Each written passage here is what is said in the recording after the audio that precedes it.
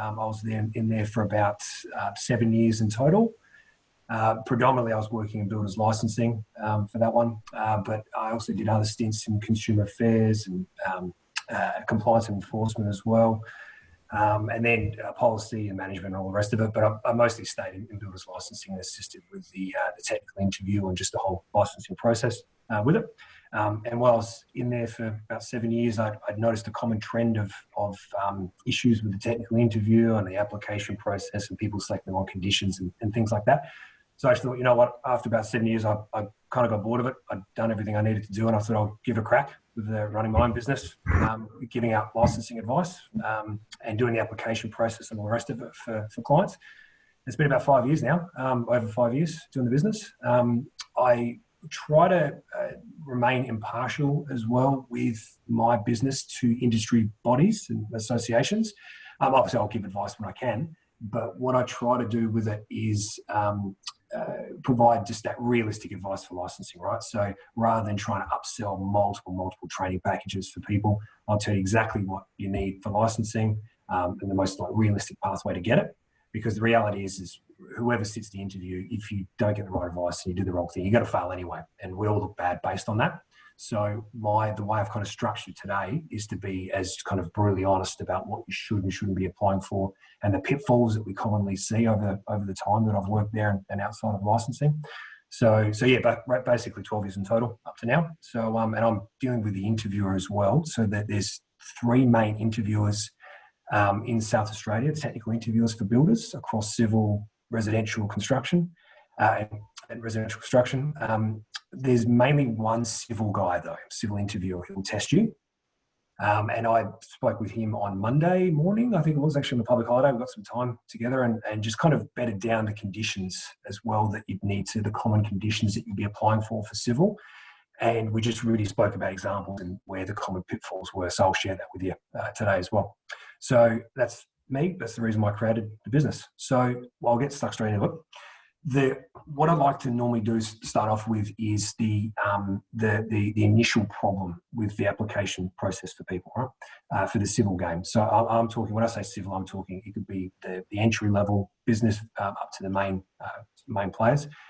What we find is that when you apply to licensing as a contractor, the biggest issue is what type of contractor's license you want to apply for.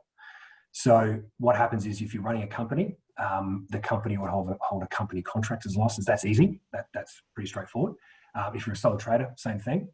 But what the problem is that when, and especially now to end of financial year, is that when people go, oh, we need a license because we're up for tender, blah, blah, blah, usual story. What we find with that is they'll apply now for, if they're a sole trader at the moment, they'll apply as a sole trader, then they'll get the end of years done for financials. And then what will happen is, August this year, they'll turn into a company for whatever reason. The problem is that once you've applied for one license, as say a sole trader, for example, and then you want to, then you get advice to change over to a company, you can't transfer licenses. So it's a really big problem because what happens is you spend all that money and time to apply, and then you create the company, and then you call up CBS and you say, well, I just want to change it over. How hard can it be? Because you're changing ABN, best way to think about it, because you're changing ABN, you can't just transfer it over. You need to reapply all over again. So you don't have to sit the interview and all the rest of it, but whatever money you spend initially, you'll then have to spend double that for the company application and then wait X amount of weeks after that for the approval as well. So just step one, when you're wanting to apply, just really consider your business structure now and where you want that business structure to be in, say, the next 6 to 9 months maximum. All right. So just factor that in because that's the first biggest problem that we generally have for licensing. So I just want to break down to the idea of contractor and supervisor as well before we get stuck into the civil conditions as well, because this is a bit of a misconception. So the best way to think about it is that to get a contractor's license, a sole trader or company, whatever setup it will be, one person of that business must complete 2 business units. Okay, so really easy to remember. So there's a police clearance and 2 business units. That's the requirement to be a contractor. The only thing is that you can't get your contractor's license regardless if it's sole trader or company unless you have a nominated supervisor. So that nominated supervisor, don't bog yourself down into what that relationship is of the supervisor to the company or sole trader or whatever it is. Just think of the supervisor as like a worker in the business. It can be anyone. It doesn't matter who this person is as the supervisor, as long as that person is comfortable to sit the technical interview. That's the critical thing. So you're going to have a supervisor's application, which is the worker of the business. That person, in order to get that license, they have to sit the interview. Then to then be obviously a contract to the general public and subbies and whoever, then someone in that business, a director or the sole trader of a position of authority, that person must complete those 2 business units. So just to factor in what those 2 units are, right? You can do them online now. There's these nationally accredited units, the 2 units. You can do them online, and it generally takes, if you're somewhat decent with computers and just navigating emails and all the rest of it, if you can do that level of computer work, about 14 hours in total to complete the 2 business units online. Okay, so just factor that in. So 14 hours for that. National police clearance as well, of course, and that's what you get for your contractor's license. So that's the 2 things. So you get yourself as a supervisor. You get a supervisor, and it could be if you're the sole trader and you're the person that just runs the business and that's it, then that's you. You do everything. So you're going to sit that interview for your supervisor's license. Then you're going to do those 2 business units to get the contractor's license. That's basically how it works. Just do it all in one go. All right. So that's the two things there. So once you've figured out the how the company's set up as well, the business setup's going to be, and who's going to sit the interview, then the biggest problem for civil is selecting the right builder's condition. So this is where I'll spend most of my time today, because this is the biggest problem what we have for licensing. So what happens is, I don't know, some of you might be familiar with that you can do your applications online for licensing. So you can just select the conditions yourself and go through it all yourself. The catch there is that there will be some definitions of the civil conditions on offer, but it's your discretion, right? You're going to pick whatever condition you think that is relative to the business. The only time you're going to find out that this is right or wrong is when that person, whoever it is who's sitting the interview, is sitting the interview. That's the only time you're going to find out. You can't rely on CBS, like licensing, to give you advice to your business. They're not going to, some will give you advice, then they shouldn't. But forever and a day, we've always instructed work like admin licensing officers there never to give advice on what builders' civil conditions are right to your business, because they shouldn't. They have no idea who you are. You could be, and I'm just trying to be honest here, the reality is you could be giving them 50% of a story about what you do as well. All right. So how can they give you tailored advice for a builder's condition over the phone or via email? It's just not possible. So the onus is on you guys to select the right builder's condition, civil condition that's relative to you. So with that in mind, there's 4 conditions that are on offer for civil. Before I get stuck into them, I'd like to just tell you where they are to find them as well. So if you don't mind taking a note for this, because this will save yourself a lot of headaches as well. In Google, whenever you're ready, just type in the wording of standard conditions list, and then after it, CBS, Consumer Business Services. So standard conditions list, CBS. That'll come up straight away on Google, because that is the official government document that we all use to define the builder's conditions that are available for everyone, including civil, and the 4 conditions we'll talk about. So in that document, it will have the four tiers, the definitions of them, and then it's up to you to select the right ones. Okay. So what I'll do is I'll break them all down now for you, just to try and help a little bit more on what the kind of examples would be with those conditions, so you can really make an informed decision. So first one is the top tier condition called civil construction. So just based on years of dealing with this and having all the issues surrounding it, just unfortunately, just because of bad advice, what happens is most people will select the condition of civil construction. And the reason for that is because you go, well, that's what I do, right? That's my core business, civil construction. But you've got to remember that civil construction is the overarching condition for all civil works. So road, bridge, railway construction, tunnels, like it's everything. So only the top tier one businesses like John Holland, for example, or similar, would be applying for that condition of civil construction. The critical thing of it is that civil construction, that condition, you're expected to, when you get tested on it, whoever it is sitting in the interview, the supervisor, you're expected to know all forms of that construction project and be involved in all forms of it. Perfect example being that Northern Connector project recently.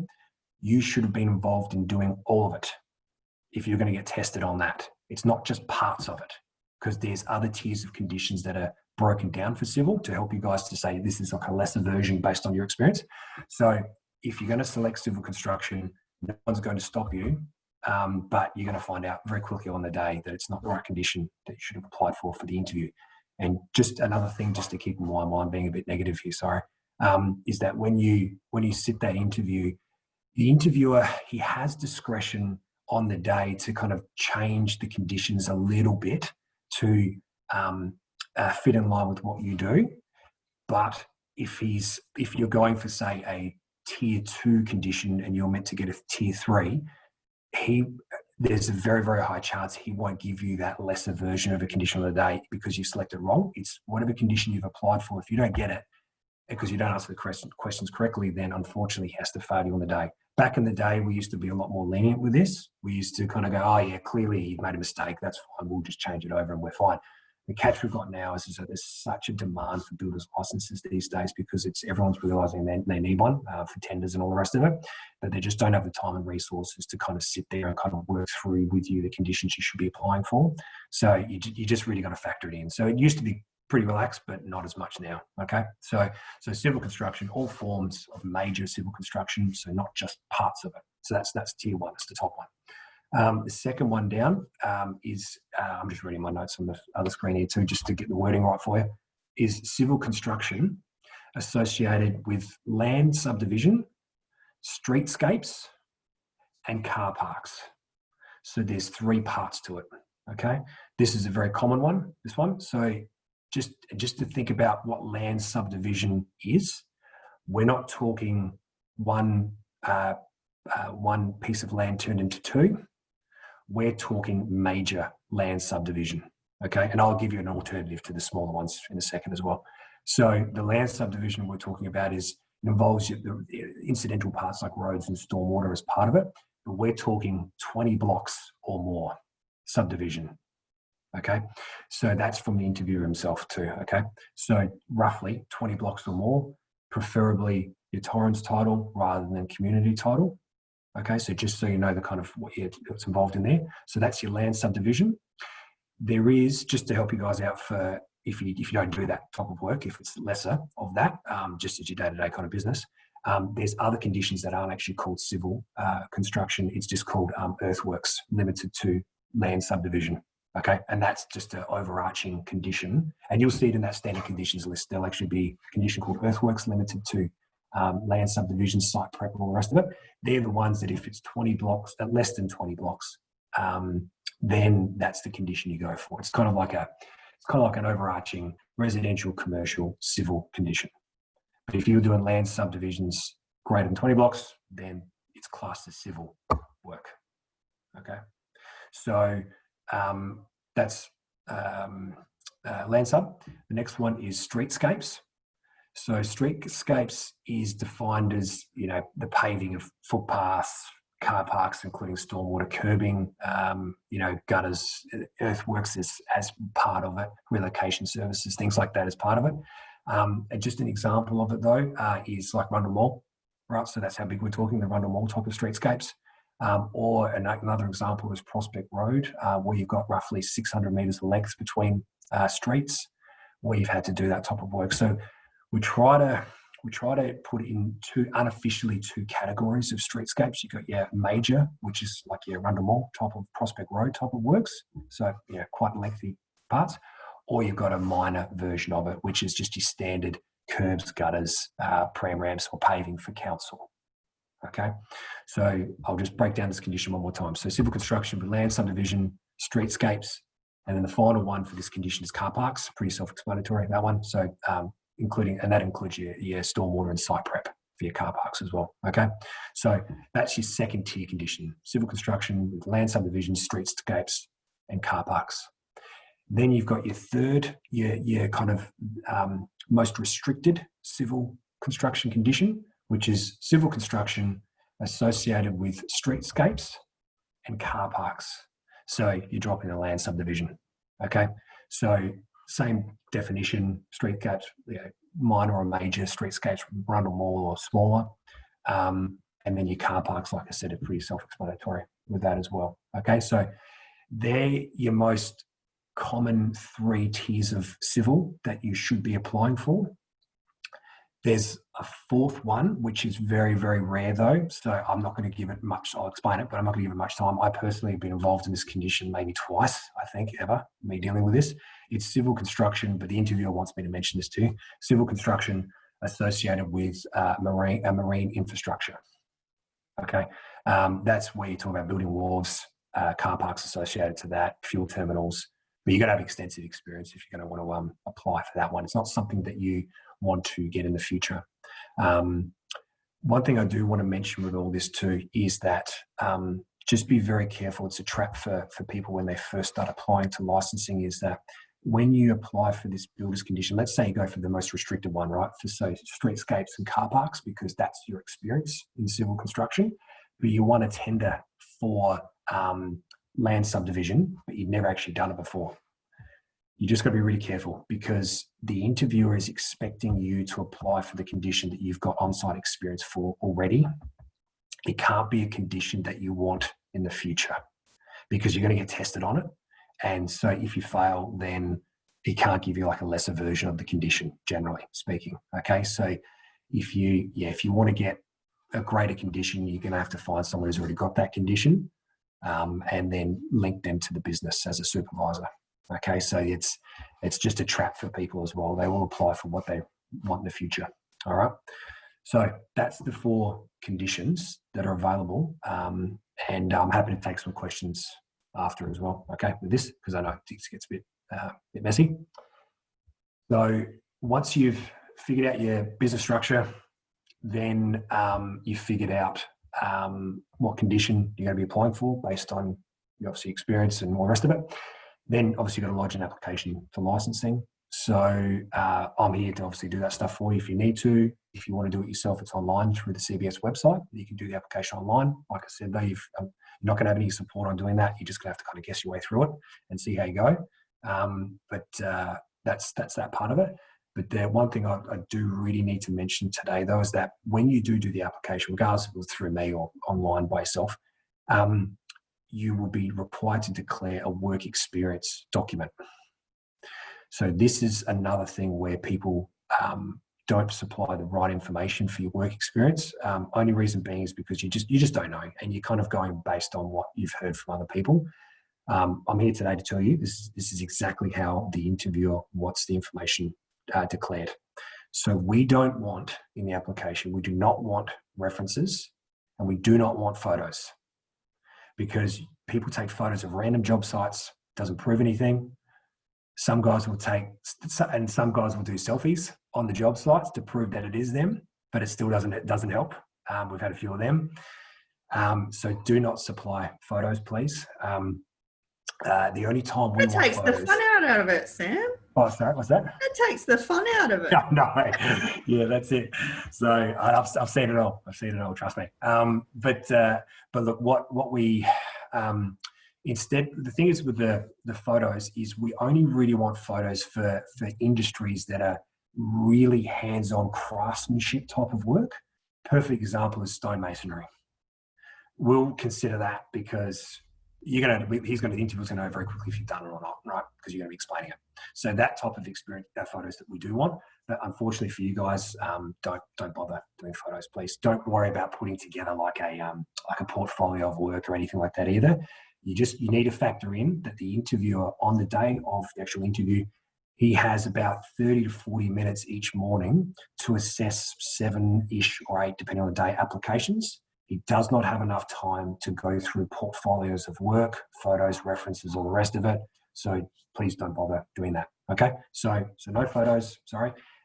And with the references as well, you probably will find online that there's a few places that do say put your references as part of the application. We used to accept it back in the day, back because I started there in 06. Back probably early 2000s, it was okay to do references, but from roughly 05, 06 onwards, it's not something that we factor in, because the reality is we don't call those people the referees. We don't call them. We don't have time. We don't have the resources to do that. So don't bother putting a reference in. And the reality of it too, unfortunately, is that, and just with business, right, and everywhere, is that you could put a reference in for a guy who you used to work for. That company no longer exists. How do we verify this? Like it's impossible to do.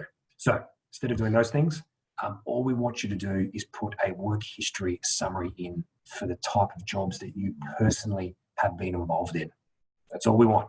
So we just want to see typed up, not in writing. We want to see typed up 10 separate jobs that you've personally been involved in. We don't want, and I'm talking, this is for the people actually physically sitting the interview as well, right? Because that's obviously who the assessment's based on. So for the person sitting the interview, we don't want you to mention the jobs that you're involved in as part of the business, because we're not testing the business, we're testing you. So we just want you to mention the jobs that you were physically involved in on site or supervising on site. That's all we want. And a lot of the time we find with you guys, and I mean this in a nice way, is that a lot of it can be repetitive work just based on the conditions you're applying for. That's fine. That's no worries. Put down 10 jobs of the same thing in different areas. It doesn't bother us, because it proves that you're actually doing the work consistently. And then that's a way of kind of validating that you're not lying. And then when we ask you the interview, which I'll expand on, that works really well. So you can put down 10 jobs of the same thing. All we want is the date, roughly, that it happened, just as a timeline, the suburb in Australia that it happened, roughly, and about 6 dot points that was involved in that job. That's all we want. We don't want anything too technical, because it's not, the assessment of the work experience is not a technical assessment. It's purely just to demonstrate, to explain to us those 10 jobs that you've done over the last X amount of years. So the longest distance back, time-wise back, that we'll accept for jobs is 10 years. The greatest we'll go back is 10 years for standard and code changes. That's why. So you can put, if you've done 10 jobs in the last 7 months, that's fine. Just put in the last 10 most recent jobs. That's no worries. But if you've done sporadic jobs of different types of things and it's expanded out to 7 to 10 years, then you can put those jobs in, as long as it adds up to about 10 jobs. The interviewer loses interest after the second page of experience. So don't go too crazy with the jobs. Okay. So that's the work experience. So it's a 2-page document roughly of 10 jobs and repetitive. That's fine. So that's the work experience. So just very, very quick summary. Sorry, I know I'm repeating myself, but just to make it clear, you've selected your business setup. You know what builder's condition you're applying for the contractor and also the supervisor. Then you've typed up that work experience. Then the application can be submitted to licensing. All right. Now, this is the bit that everyone doesn't like to hear, and this is not my fault. I'm just passing on a message. Is that when the application is lodged to licensing, regardless if it's a new application for civil or if it's an upgrade, it doesn't matter, whatever application version it is, you will not be sitting whoever the supervisor is, I should say, will not be sitting the interview for a minimum of 6 to 7 weeks, like minimum, purely because there's only a few interviewers that do all applications for all technical interviews in South Australia. So you got to factor that in time-wise for your tenders and all the rest of it. Okay. And people always ask me, "Oh, can I get in quicker?" There is a way of maybe getting on like an unofficial cancellation list to get in, but it's very risky, and don't count yourself on that. You got to remember that on the calendar for the interviews, it's all booked out already by the time you apply for 5 to 6 weeks. So by the time your application reaches the interview or for assessment, you're on that 6-week waiting time. Okay, so please just factor it in right now, because it's into financial year. It's an 8-week waiting time. Okay, but generally it's 6 to 7 weeks. So yeah, so that's that one. So then you're waiting 6, 7 weeks. You can't do anything. It's basically just wait. And then once the interview actually occurs, because of the virus, this is the first time this has ever happened. They've actually changed the interview rather than face-to-face. They've actually put it online via Zoom, exactly what we're doing now. So, yeah, like I said, this has never happened before. Licensing have never considered this before because they really want to see you face-to-face, but is what it is. And so they've converted it to Zoom. They are doing a few face-to-faces here and there, just depending on how much the person pushes to do face-to-face, but you've got to wait longer than your standard 7, 8 weeks right now. So the Zoom will occur.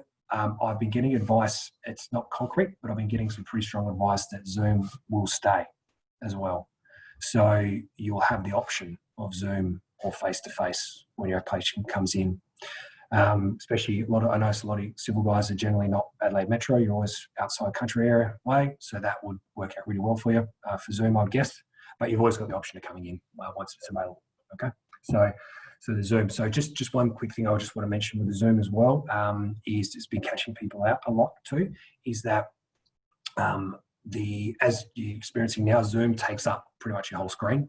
So if you've got some like if you've got another screen where you've got your work experience on, because what's going to happen is on the day of the interview, when he's doing the Zoom interview, he's going to be going through your work experience declaration methodically. And he's going to want to ask you to explain those jobs in detail. That's the way we sort of, not technically, but this is somehow the way that we prove that you're not lying under pressure.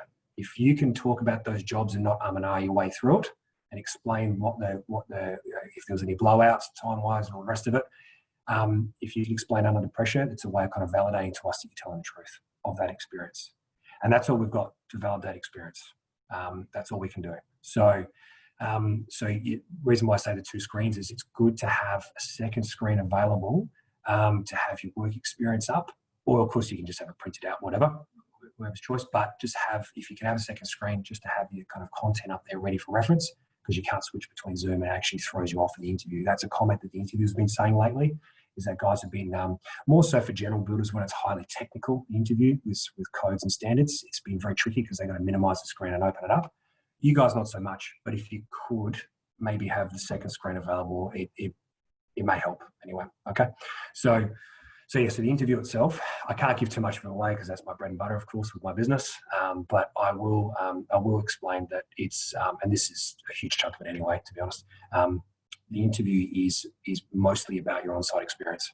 So this is where the selecting the right builders conditions, the civil ones, which I'm harping on about, this is why it's so important to select this at the start, because you imagine going in and you just do car parks, right, or streetscapes, but then he starts testing on bridge and railway construction. It's going to throw you straight away. And a lot of people will fail, even though they do this type of work every day, they'll fail because it throws them off on the day.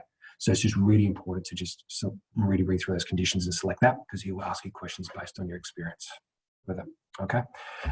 So that's the interview. The interview lasts maximum, maximum 1 hour, absolute max.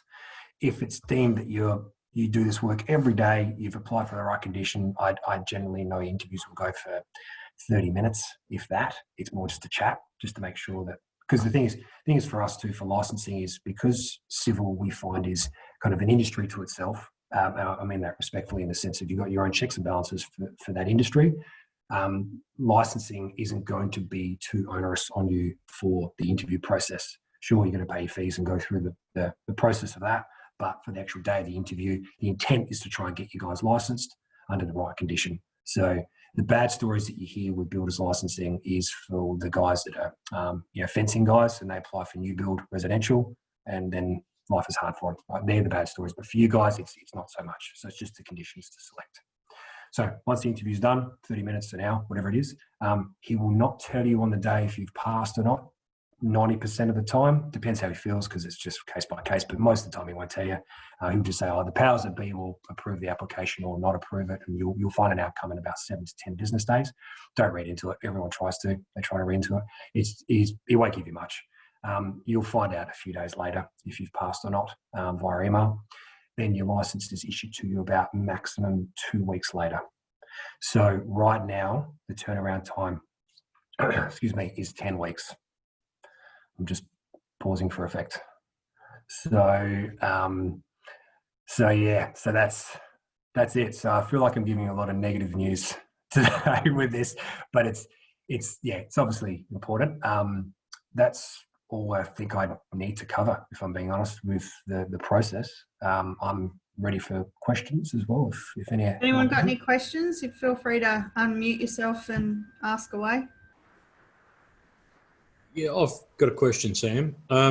We are currently licensed down here in Narracourt, and we do have 2 supervisors. Yep. Looking at wanting to get other supervisors accredited, totally different process, similar, easy, hard? Easy, actually. Easy. Right.